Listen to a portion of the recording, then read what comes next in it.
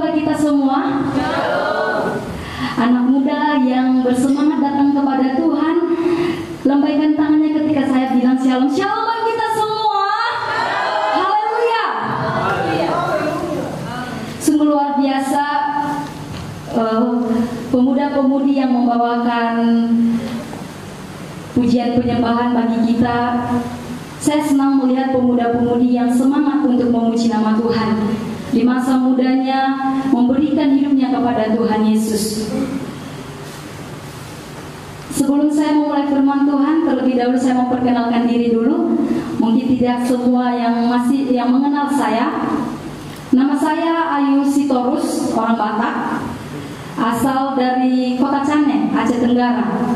Tetapi lagi kuliah di Sidikalang di STTOI, dan sekarang semester 9 lagi penyusunan skripsi, dan hari yang lalu lagi penelitian ke GBI yang ada di Pancur Batu, pusat dari Rumah Persembahan. Itu saja perkenalan dari saya, nanti bisa berbincang-bincang lagi. Mungkin di antara kita sudah ada yang menjadi kakak saya, ada yang setara saya, tetapi saya panggil teman-teman saja supaya lebih dekat, seperti itu. Teman-teman yang dikasihi oleh Tuhan, saat ini kita akan mendengarkan firman Tuhan. Kita mau sama-sama belajar bagaimana firman Tuhan yang boleh menguatkan kita di malam hari ini.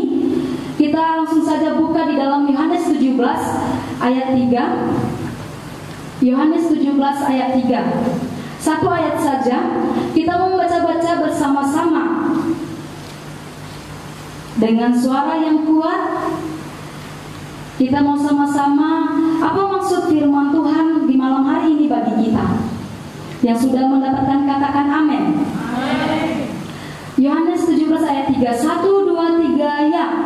Inilah hidup yang kekal itu, yaitu bahwa mereka mengenal Engkau satu-satunya Allah yang benar, dan mengenal Yesus Kristus yang telah Engkau utus. Saya membacakan sekali bagi kita. Inilah hidup yang kekal itu, yaitu bahwa mereka mengenal Engkau satu-satunya Allah yang benar, dan mengenal Yesus Kristus yang telah Engkau utus.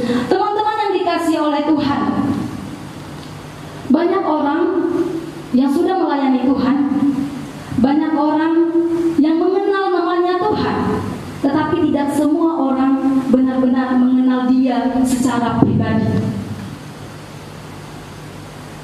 Seperti di antara kita, di sini kita sama-sama melakukan pujian penyembahan. Tetapi di antara kita, mungkin hanya satu yang mengalami jamahan dari Roh Kudus. Mengapa? Karena hanya Roh Kuduslah yang mampu membuat kita boleh bertemu langsung dengan Yesus. Malam hari ini saya akan mengambil tema, yaitu pengenalan akan Tuhan. Pengenalan akan Tuhan. Kita mau sama-sama belajar akan firman Tuhan ini. Bagaimana pengenalan akan Tuhan? Dalam menghadapi hidup, banyak lika-liku yang kita hadapi. Tidak semua berjalan mulus. Tetapi yang kita tahu, yaitu hanya Yesus yang mampu menguatkan kita, memampukan kita untuk melalui semua kehidupan ini. Nah, kalau selama kita hidup, tidak akan kita putus dari rintangan. Kalau kita meninggal baru putus dari rintangan. Nah, jadi itu sudah hal biasa yang boleh kita lalui. Berbagai orang mengatakan bahwa aku orang berdosa. Aku orang berdosa. Jadi aku tidak layak untuk mengenal Dia. Aku orang berdosa. Aku tidak layak di hadapannya. Tetapi malam hari ini kita ditekankan bahwa pengenalan akan Tuhan berbicara tentang bagaimana engkau percaya dan mengenal Yesus secara pribadi dan menghidupi Dia di dalam hidupmu. Berbicara tentang itu. Berbicara tentang kekekalan itu ketika kita benar-benar percaya akan Dia Allah yang hidup.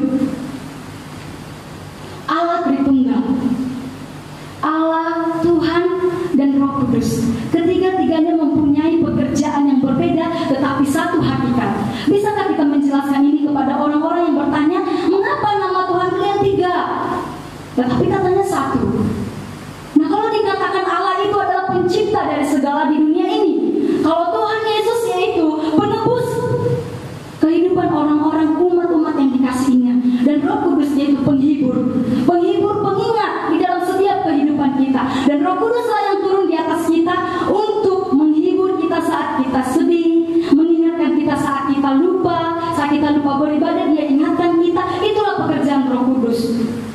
Maka dari itu, teman-teman yang dikasihi oleh Tuhan, kita harus benar-benar mengenal Dia secara pribadi.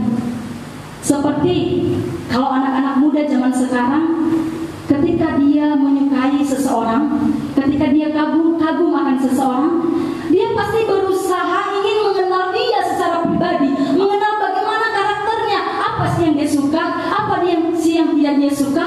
Semuanya kita pengen mau tahu, sampai kita lihat Facebooknya, statusnya, apa sih statusnya. Nah, kayak begitulah anak muda zaman sekarang.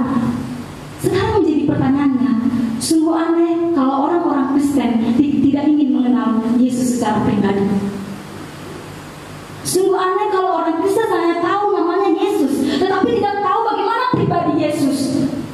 Bagaimana sih sebenarnya pribadi Yesus? Jangan kita dikatakan pelayan, jangan kita dikatakan sudah menjadi hamba, tetapi kita tidak benar-benar mengalami perjumpaan dengan Dia.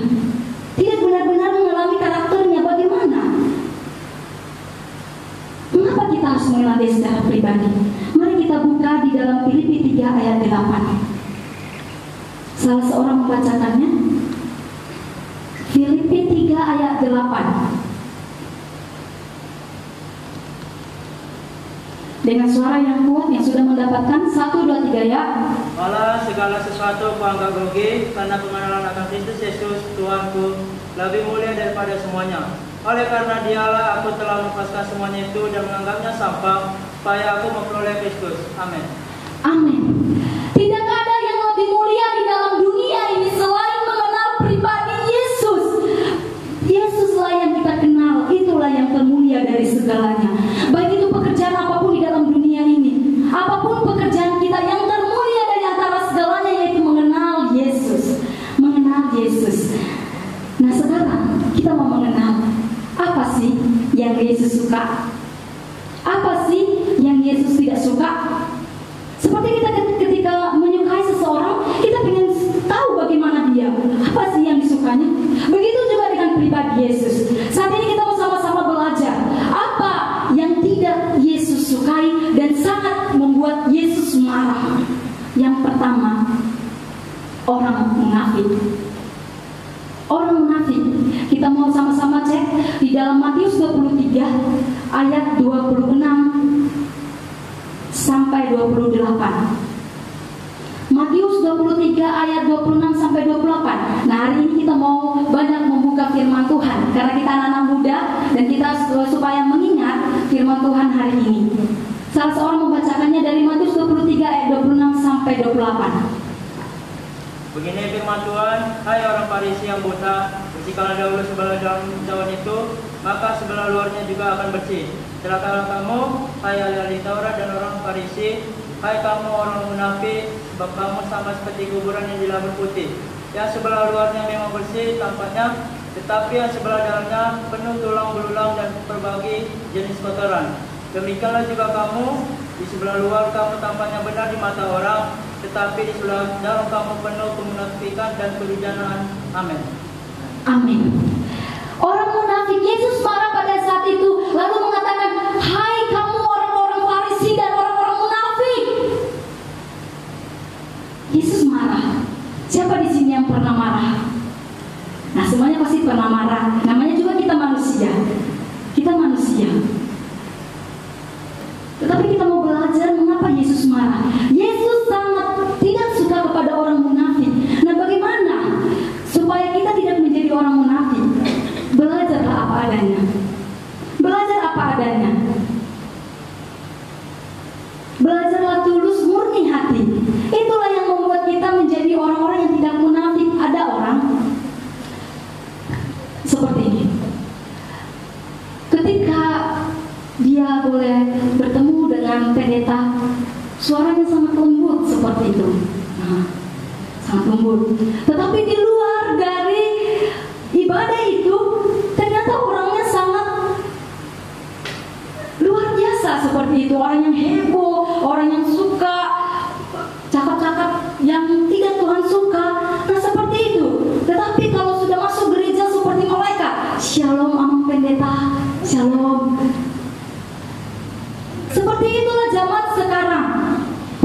belajar apa adanya. Nah, kalau saya dikatakan, bisa juga dikatakan orang yang tidak apa adanya. Mengapa? Dikatakan kalau bertemu langsung, saya orangnya tidak suka banyak ngomong. Tidak suka banyak ngomong.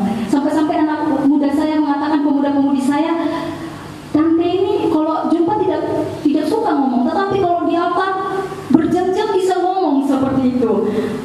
Nah, seperti itu yang dilihat, bahwa ketika kita belajar apa adanya, maka kita akan menjadi orang yang menjadi orang sendiri seperti itu, tidak menjadi orang lain. Nah, yang kedua, jangan ngomong yang tidak kamu sendiri hidupi. Jangan ngomong yang tidak kamu sendiri hidupi. Contohnya kita menasihati orang sangat luar biasa, tetapi kita tidak menghidupi apa yang kita katakan kepada seseorang tersebut. Kita tidak melakukan apa yang kita katakan. Itulah orang yang tidak belajar apa adanya. Belajarlah menjadi orang yang berintegritas di dalam hidup. Berintegritas. Jangan menjadi orang yang pura-pura. Ingat, Tuhan tidak suka seperti itu. Yang kedua, Tuhan sangat marah kepada orang yang cari nyaman dan aman. Cari aman dan nyaman. Nanti kita bisa baca di Markus 8 ayat 31 sampai 34. Bisa dicatat nanti dan dibuka di rumah supaya waktu kita boleh singkat. Tuhan tidak suka kepada orang Kristen yang cari nyaman. Saya punya kesaksian seperti ini. Ketika saya PPL, saya dibawa ke rumah seorang hamba Tuhan terlebih dahulu. Lalu pamong saya menjemput ke rumah hamba Tuhan ini, dan hamba Tuhan ini mengatakan seperti ini, "Pak, biarlah si Ayu tinggal di rumah kami. Kasihan dia di sana." Menjadi di dalam pikiran saya, ada apa dengan tempat itu? Mengapa dikatakan kasihan? Ada apa?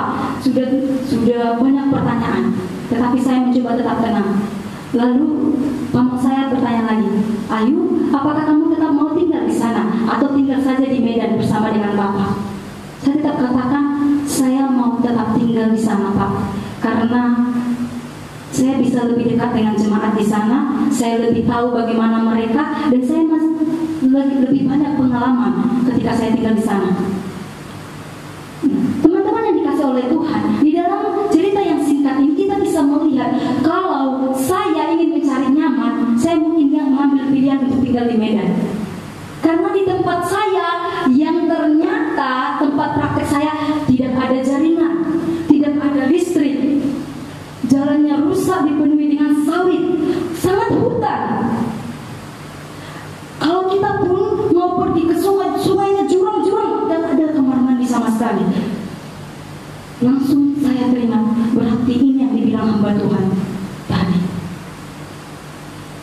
Kalau saya mau mencari nyaman, aman, mungkin saya akan memilih untuk tinggal di Medan, karena tempat hamba Tuhan itu ada wifi, ya kan? Apalagi enak, semua ada, fasilitasnya ada.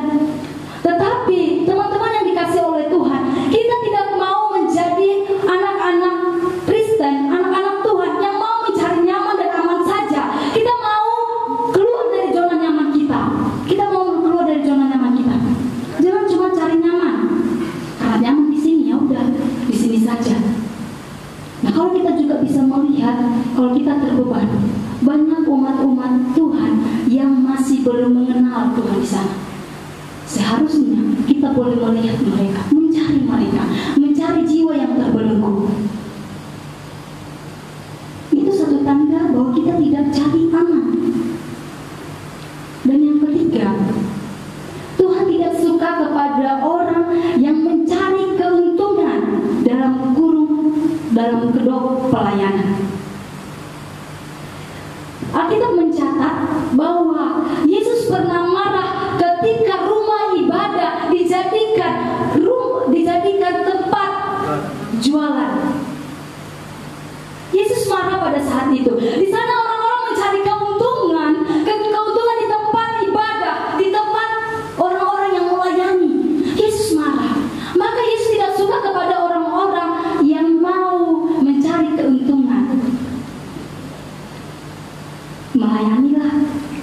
orang-orang yang melayani ada PK-nya.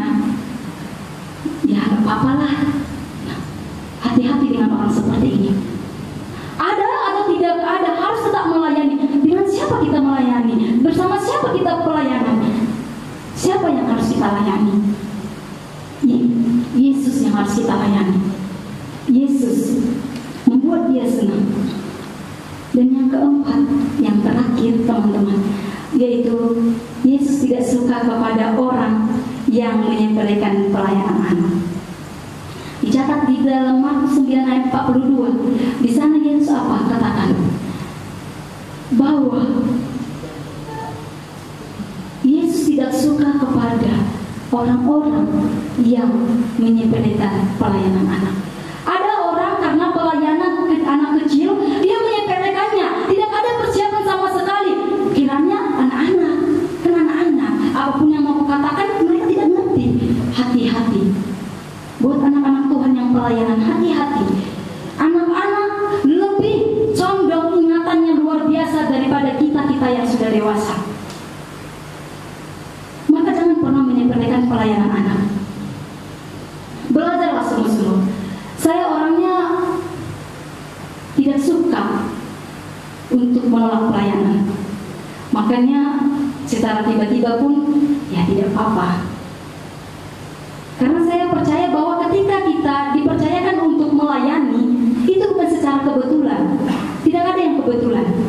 Tapi Tuhan Yesus Roh Kudus yang mengingatkan hamba Tuhan ini untuk kita diberi kesempatan melayani di suatu tempat itu. Maka jangan sia-siakan. Jangan sia-siakan. 4 hal tadi yang tidak Yesus suka. Kita mau belajar untuk itu. Dan apa yang Yesus sukai? Yang pertama, orang-orang yang mengasihi Tuhan dan yang mengasihi sesama. Seperti moto GBI, kasihilah Tuhan Allahmu dengan segenap hatimu. Lalu hukum yang utama, kasihilah sesama manusia. Itu dicatat di dalam firman Tuhan. Di dalam Lukas 10 ayat 27 dikatakan, kasihilah Tuhan Allahmu dengan segenap hatimu. Itulah yang Tuhan suka. Lalu apa?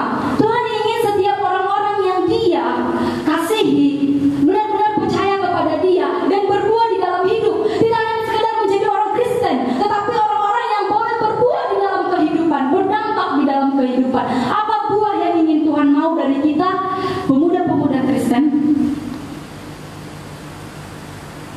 Mungkin saya sudah sedikit seringkan kepada pemuda yang lain. Tuhan ingin kita menjadi anak yang hidup di dalam firman-Nya dan kita hidup di dalam Dia. Dicatat di dalam Yohanes 15. Seperti pokok anggur yang berbuah, lalu boleh dirasakan, boleh dinikmati buah dari hasil yang dia sudah melewati proses. Tidak langsung berbuah dong. Ada proses yang didapatkan. Dia tidak langsung berbuah. Dari kecil, besar, sampai dia berbuah boleh dinikmati oleh setiap orang. Begitu juga dengan manusia. Tidak hanya sekedar pelayanan, tidak hanya sekedar duduk diam, tidak hanya sekedar menjadi pemuda-pemuda Kristen yang duduk diam, tenang, pulang, tidak dapat apa-apa. Tetapi Tuhan mau kita berbuah dan berdampak di dalam kehidupan kita. Apa itu? Mengabarkan kabar baik yang dari Dia. Amin. Mengabarkan kabar baik yang dari Dia. Kadang-kadang orang mengatakan bahwa itu kan tugas pendeta, itu kan tugas hamba-hamba Tuhan yang sudah belajar teologi lah. Aku kan tidak bisa Tuhan, tidak bisa, aku masih muda. Tidak, ingat Musa juga masih muda. Dia juga pasti lidah. Tetapi dia mampu karena apa? Karena Allah selalu bersamanya. Dia mau melakukannya karena apa? Karena dia percaya. Tidak hanya melakukan, tetapi percaya bahwa apa yang dilakukannya itu bukan untuk diri sendiri, bukan untuk menyenangkan manusia, bukan untuk menyenangkan pendeta, tetapi untuk menyenangkan Tuhan Yesus. Amin. Untuk menyenangkan Tuhan Yesus. Teman-teman yang dikasihi oleh Tuhan, pengenalan akan Tuhan memperoleh upah yang dari Dia, yaitu kehidupan yang kekal. Kehidupan yang kekal ketika kita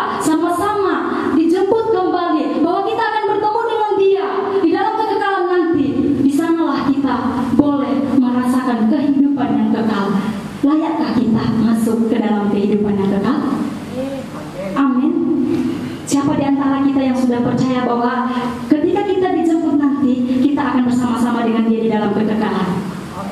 Amin. Tepuk tangan buat Tuhan Yesus. Karena apa? Karena kita sudah menjadi orang-orang yang percaya, orang-orang yang sudah ditebus dari segala dosa, dan kita menjadi orang-orang yang menang di dalam Dia. Tetapi ingat, bukan berarti kita bebas melakukan dosa. Kita akan tetap meresponi apa yang Tuhan berikan kepada kita.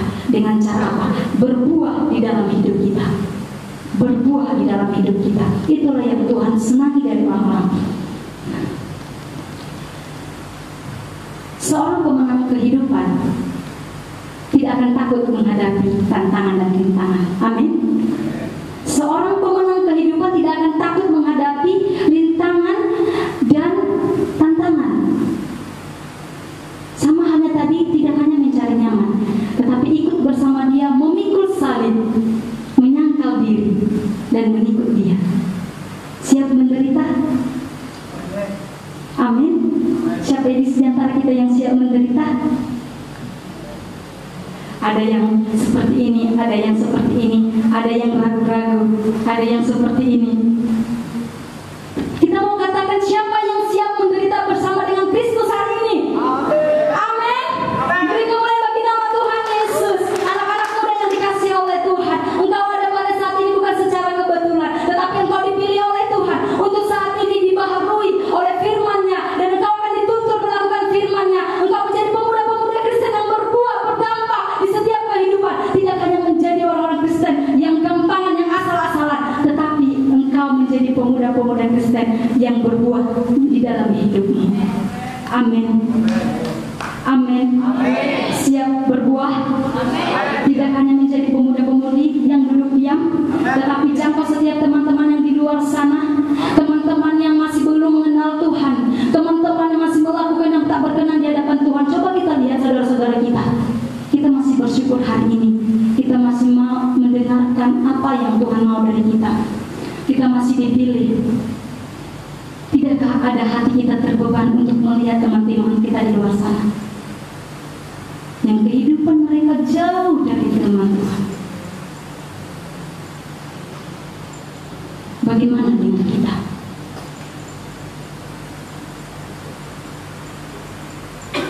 Bagaimana dengan kita? Sudah sepantasnya kita mengambil komitmen.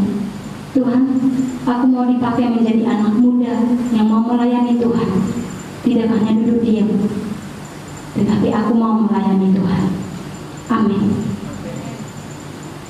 Firman Tuhan hari ini boleh mengingatkan kita bahwa menjadi orang-orang Kristen harus siap menghadapi tantangan dan rintangan. Seperti di dalam 1 Korintus 9:21. Tetapi aku melatih tubuhku dan menguasainya seluruhnya, supaya sesudah memberitakan Injil kepada orang lain, aku sendiri tidak ditolak. Maka percayalah, ada kuasa di dalam diri kita untuk kita pakai untuk memberitakan kabar baik bagi setiap teman-teman kita. Jangan takut, jangan goyah, karena Yesus selalu ada bersama kita. Amin. Siapa di sini saudara-saudari yang suka dengan rintangan dan tantangan? Semuanya suka? Saya juga suka. Saya sangat suka dengan rintangan, karena rintangan itu nikmat, bisa mendewasakan kita, menguatkan kita. Walau mungkin secara manusia akan meneteskan air mata, tetapi semuanya itu untuk memproses kita menjadi anak-anak Tuhan yang luar biasa. Saya sangat suka dengan rintangan. Mengapa saya ada di sini? Jangan ditanya, karena saya suka pengalaman. Saya suka dengan pengalaman. Melayani di sana, melayani di sini, pergi ke kota sini, ke desa sini, ke kampung sini, di mana saja saya suka. Dan saya sering melihat pelayan-pelayan yang wah luar biasa, seperti pelayan tadi, pemuda-pemudi, sangat luar biasa. Talenta yang Tuhan berikan, jangan begitu saja, tetapi kau kembangkan menjadi anak-anak muda yang luar biasa dalam pelayanan. Tidak hanya begitu saja. Kalau kita di luar sana melihat, tidak semua anak-anak yang dipilih untuk melayani, tidak semua. Ada hal-hal khusus yang Tuhan lihat. Apa itu? Bukan karena kita punya kelebihan, bukan. Bukan karena kita hebat, bukan. Tetapi Tuhan mau melihat bahwa kita meresponi panggilannya. Sebenarnya